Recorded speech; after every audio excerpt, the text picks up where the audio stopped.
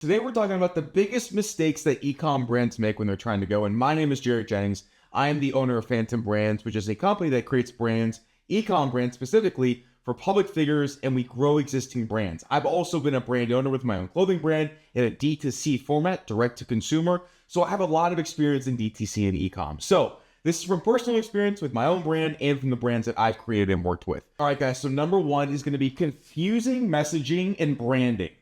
Most times, founders that create ecom brands, DTC product-based brands, are creating them out of their own pain they want to solve, out of their own passion, out of their own interests, right? Like a Christian's going to make a Christian brand. But here's where we get caught up. A lot of founders will not have a clear and concise understanding of their target audience. And what ends up happening is they write their messaging and they create their branding around what they think the audience wants and not what they actually want, their target demographic. So when we talk about branding, when we talk about messaging, we want to be really concise and simple. Like if your brand, for example, is, we can stick with the Christian route. If it's a Christian brand, we also don't want to be combining a lot of other things, right? We don't want it to be also a swimwear that is eco-friendly and yada, yada, yada. You get what I'm trying to say, right? We should only have a couple main pillars around what a brand is, or it's going to be too confusing to the consumer to understand if this brand's for them, right? Christian would be good enough, honestly, or Christian active, etc., etc. But the key here is we need to understand our messaging and our branding around what our target audience actually wants in a simplified manner. We don't want to overcomplicate this because we're going to confuse them and they won't think the brand is for them and they won't buy. Okay. Number two is selling too hard in the emails. Every brand, I'm sure, is running email campaigns. They have segmentation, they have flows, they have sequences. But here's what I mean. Too many brands do all of their emails around promotions, around discounts, around selling.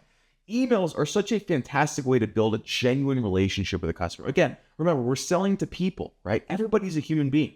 We don't want to just be sold and sold and sold to. We want to build a genuine relationship with people and a brand. We want to feel like people or a brand have our best interests in mind. So what we need to be doing is limiting the amount of times we're pushing our product in our emails and instead incorporating into our sequences and campaigns things about the brand to build trust, to build credibility, BTS, behind the scenes content, right? Give them that insider's look, make them feel significant for being in your email community.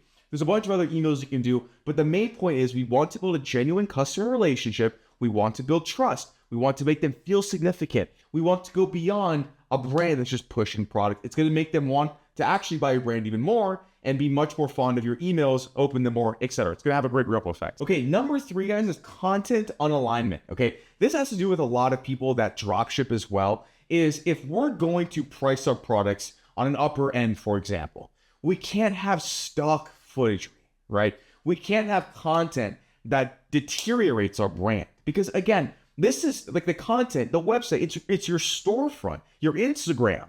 It's how people are going to perceive you. It's how people are going to value your brand in their mind. So we need to create content that is aligned with our price point, with our demographic. Like if we're selling hiking gear, we shouldn't do things on a bike or running, right? Everything needs to be aligned from setting to the actual people in the content, to the lighting, to everything, right? So we want to invest in our content. Don't go cheap.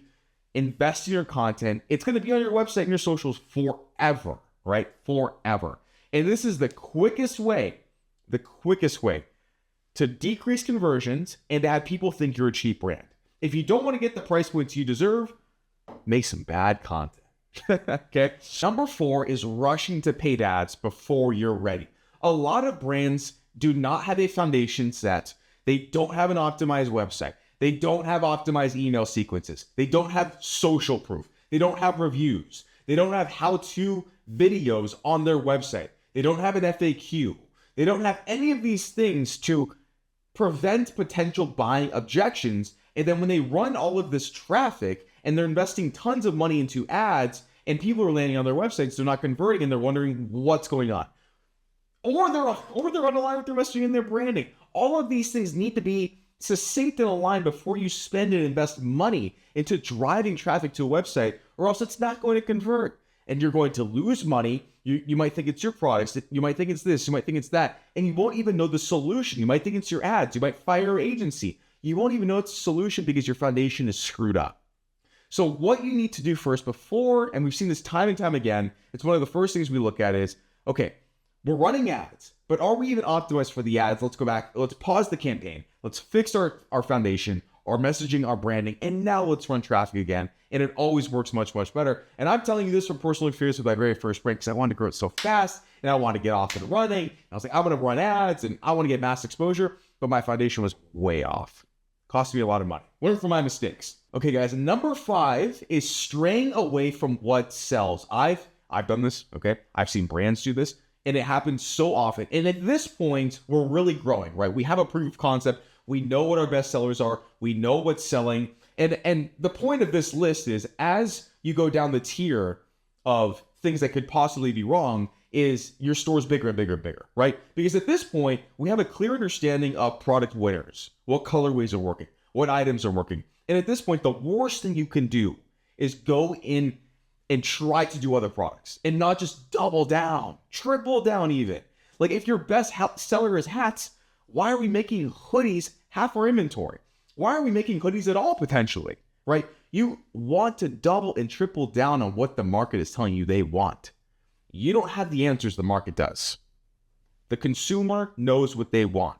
Do not get this confusing. Do not feel the weird need to diversify your product list, or you're not doing enough, or you want to, really be this type of ecom store, ecom brand. You know what's working.